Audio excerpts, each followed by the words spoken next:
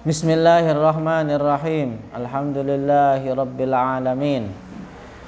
Wa sallallahu wa sallam ala sayyidina Muhammadin asyrafil mursalin wa ala alihi wa sahabatihi at-tayyibin at-tahirin. Lillahi ta'ala. Faslun. Jadi sekarang insyaallah akan kita bahas tentang rincian hukum di dalam membaca Al-Quran dengan suara yang keras. Hadza faslun muhimun. Jadi pasal ini sangat penting. Ini penting ini pasal. Yang bagi an yu'tana bihi, seharusnya untuk diperhatikan.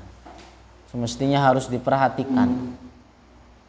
I'lam annahu, ketahuilah, annahu jaa ahaditsu katsiratun, telah datang di banyak hadis, fi sahihi wa ghairihi, di dalam hadis sahih atau lainnya,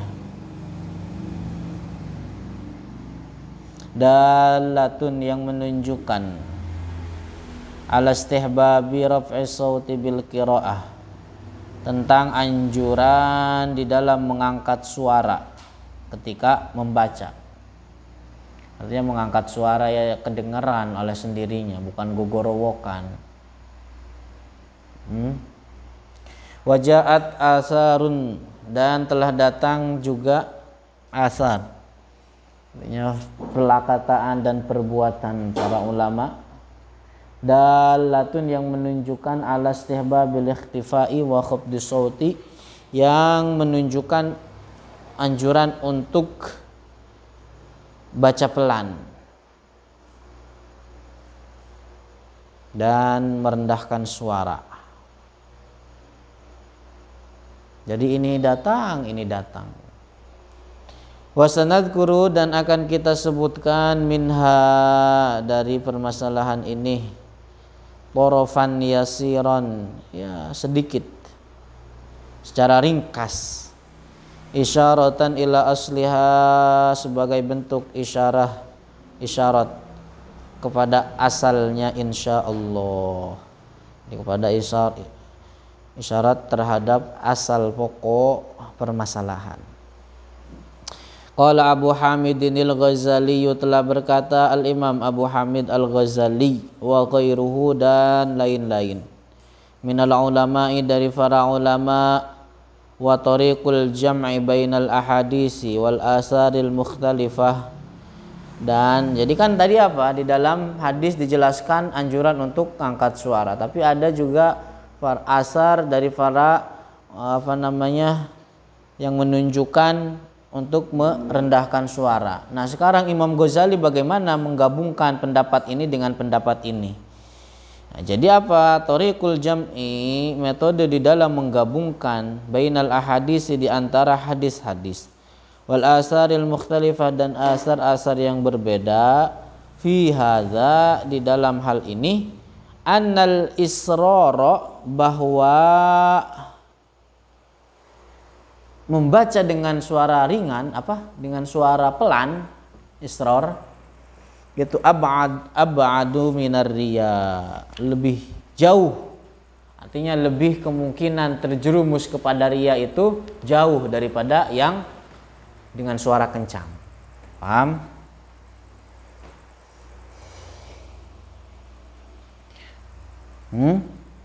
Wa huwa afdalu, dan hal ini lebih afdal, fi haqqi man yakhafu dzalika, bagi orang yang takut jatuh ke dalam perbuatan riya. Jadi kalau orang takut terjatuh dalam perbuatan riya, ngapain? Bacanya pelan. Fa illam yakhafir riya'a fal jahru wa raf'u sauti afdal. Kalau seandainya tidak khawatir terjatuh ke dalam riya, maka dengan suara kencang dan mengangkat suara itu afdal. Paham? Li'annal amala fihi aksar, karena perbuatannya itu lebih banyak begitu loh, lebih capek ngangkat suara daripada hanya yang suaranya pelan. Paham itu? Artinya kan orang ketika baca Quran dengan suara kencang lebih cepat capek daripada yang pelan. Artinya apa? Bahwa perbuatan amalnya itu lebih banyak daripada yang pelan. Begitu. Wali anna faidatahu, dan oleh karena faidahnya orang yang membaca dengan suara kencang, tata'adda ila ghairihi, mencakup, artinya terkena juga terhadap orang lain. Wan naf'ul muta'addi afdalu minal lazim, dan maka atas dasar itu manfaat yang mengena terhadap orang lain itu lebih afdal daripada yang hanya untuk diri sendiri saja. Wali annahu yuqidhu qalbal qari, dan oleh karena kalau dibaca dengan suara kencang itu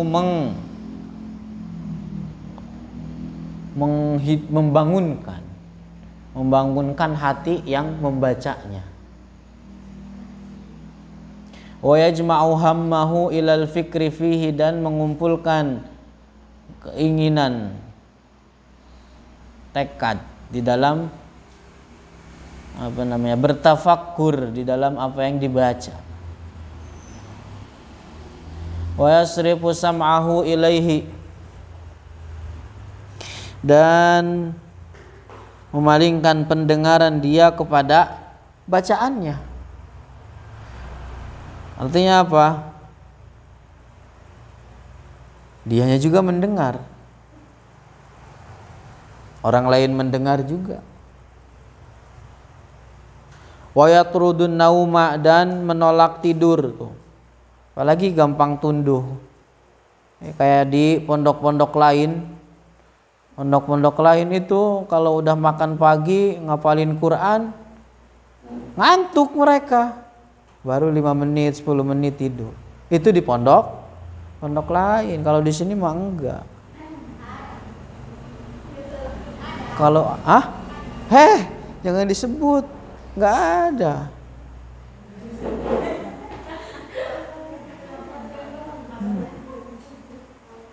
Jadi begitu. Makanya bacanya apa? Yang kenceng. Biar kagak ngantuk. Baru makan pagi jam 8, jam setengah 9, jam 9 mau ngapalin, baru 5 menit. Tiduran. Tidur bentar 10 menit, 15 menit, atau setengah jam, bangun-bangun jam 1. Hilang sudah. Nah, hari untuk ngapalin. Itu di pondok. Bukan di sini.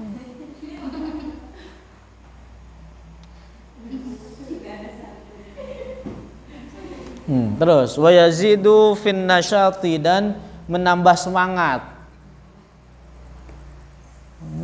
Dia menambah semangat. Wa yuqidhu ghairahu min naimin, dan membangunkan orang lain juga. Tuh, makanya kalau orang lain temennya ngantuk, ngaji aja di sampingnya dengan suara kencang begitu. Biar ngebangunin temennya yang ngantuk. Tapi ada sih yang enggak bangun. Itu yang enggak bangun tinggal di itu aja, lemparin ke belakang. Wa ghafilin, dan orang yang lalai begitu. Temennya main HP begitu, ngaji di sampingnya biar ingat. Kalau temennya lagi apa begitu, ngaji di sampingnya begitu, dengan suara kencang. Wa yunasyituhu, dan memberikan semangat, enggak hanya membangunkan yang tidur, enggak hanya mengingatkan yang lalai, tapi lebih dari itu juga memberikan semangat, motivasi bagi mereka yang tidur atau yang ngantuk. Qalu famahma hadarahu syai'un min hadhihin niyati fal jahru afdal.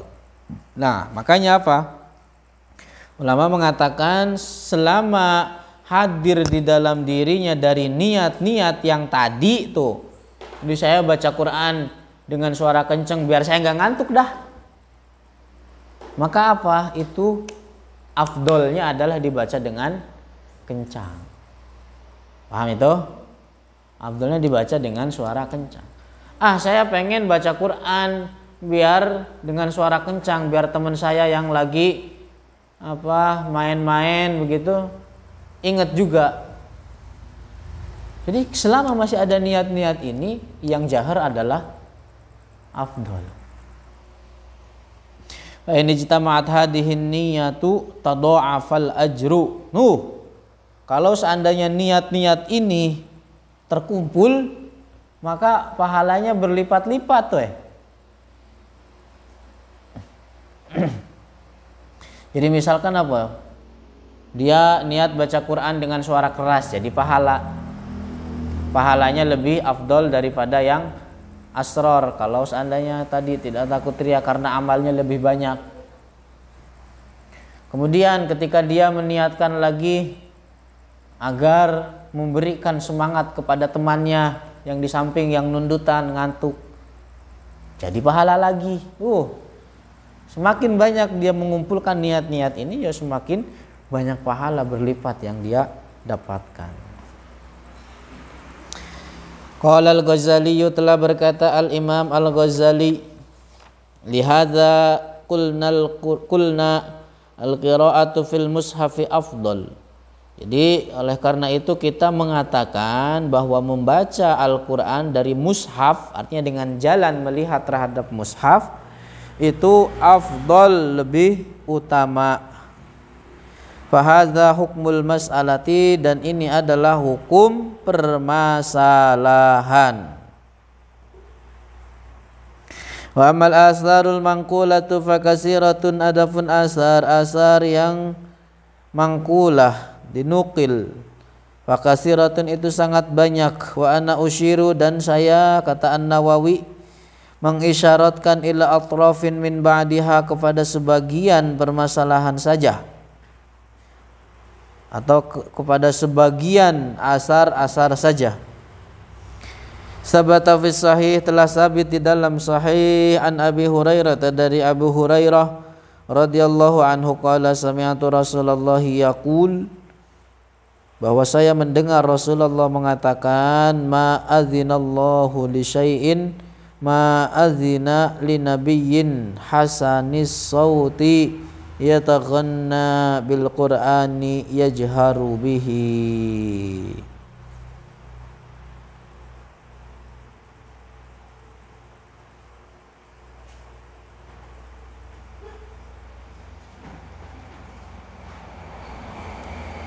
Rawahul Bukhari wa Muslimun, wa ma'na adzina istama'a wa huwa isyaratun ila ridha wal qabul. Tulis di dalam hadis ini adalah penetapan akan kebolehan takwil. Tuh bantahan kepada orang Wahabiyah yang tadi, permasalahan sebelum ini. Adalah penetapan akan kebolehan takwil.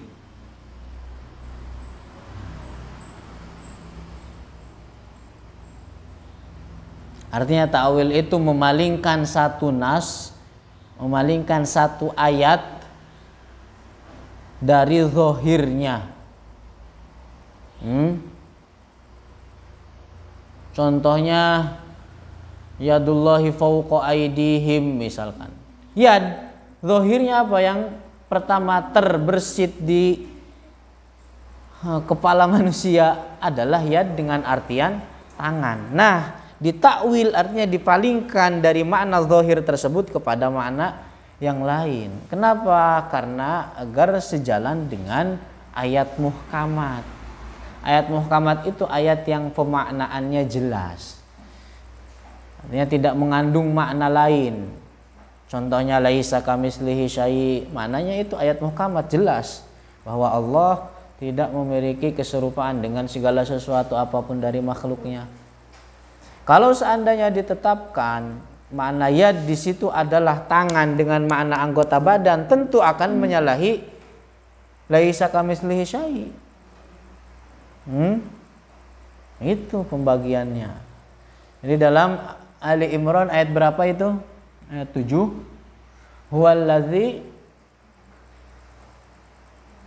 Huwallazi anzala alaikal kitaba.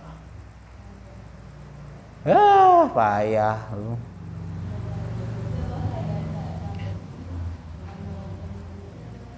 Huwallazi anzala alaikal kitaba minhu ayatun muhkamatun hunna ummul kitabi wa ukharu mutasyabihat fa ammal ladzina fi qulubihim zayghun fayattabi'una ma tasyabaha minhu ibtigha'al fitnati wa ibtigha'a ta'wilih wa ma ya'lamu ta'wilahu illallah warrasikhuna fil ilmi.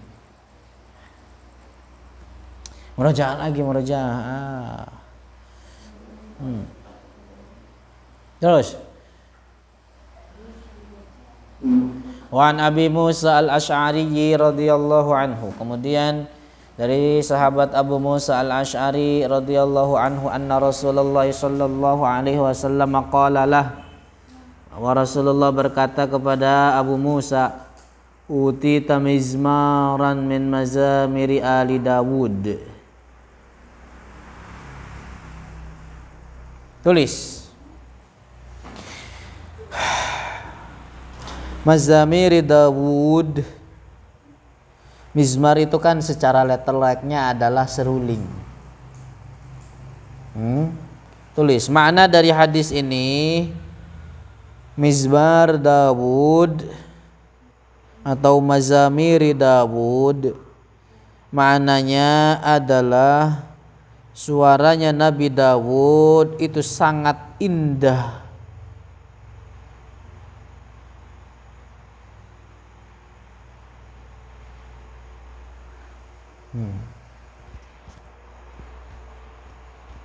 Jadi saking indahnya ketika Dawud membaca kitabnya, artinya kitab yang diturunkan kepadanya apa?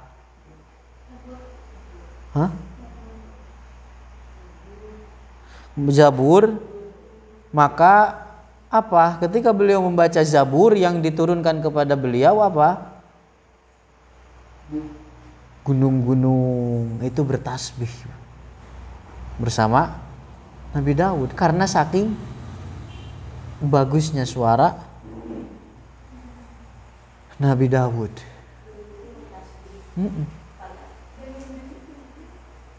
Gunung-gunung bertasbih, ikut bertasbih.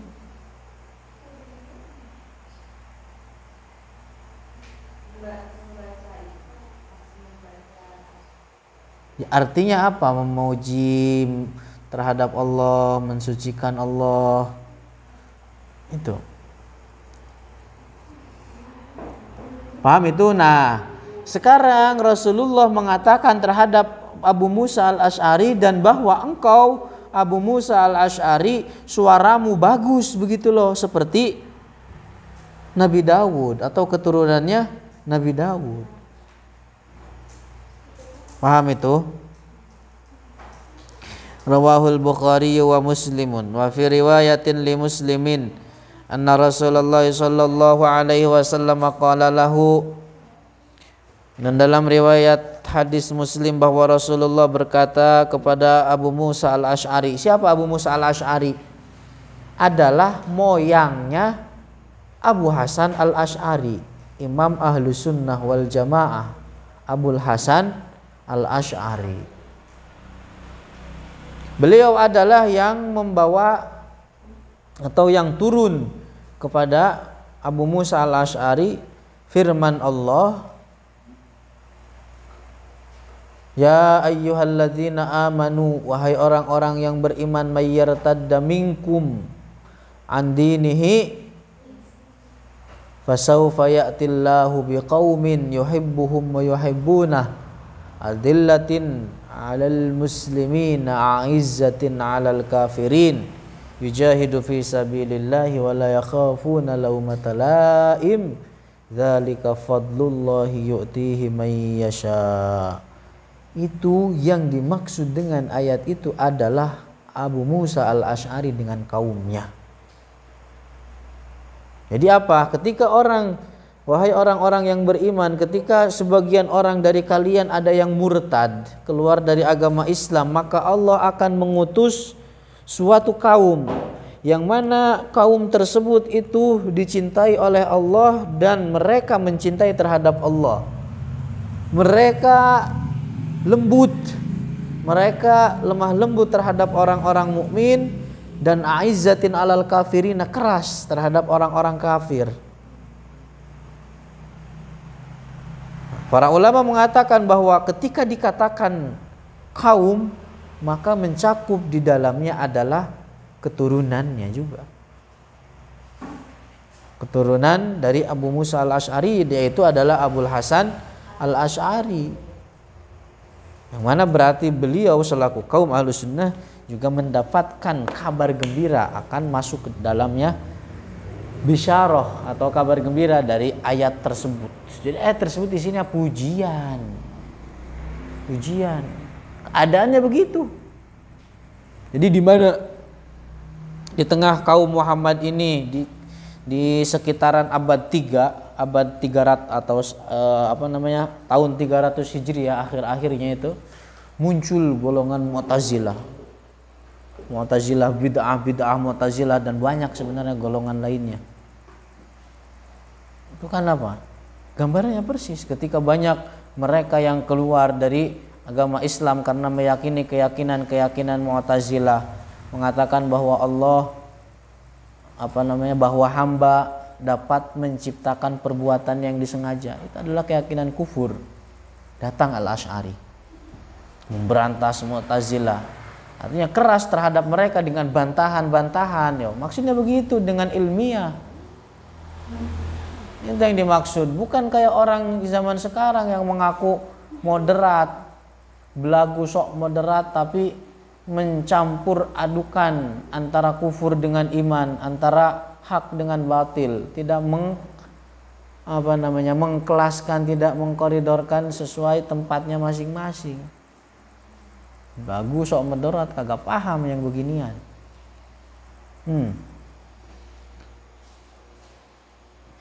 Laqad ra'aituni wa ana astami'u li qira'atikal barihah.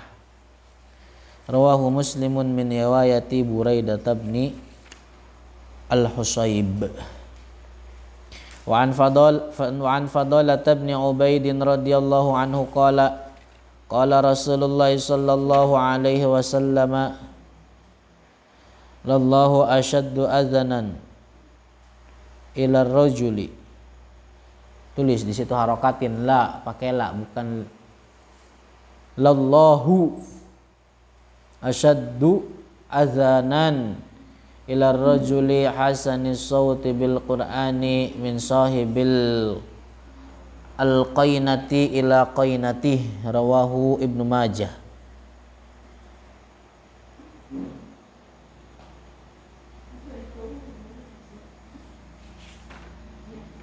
Udah sampai sini dulu. Wallahu a'lamu bishawab. Besok kita jelaskan hadis ini.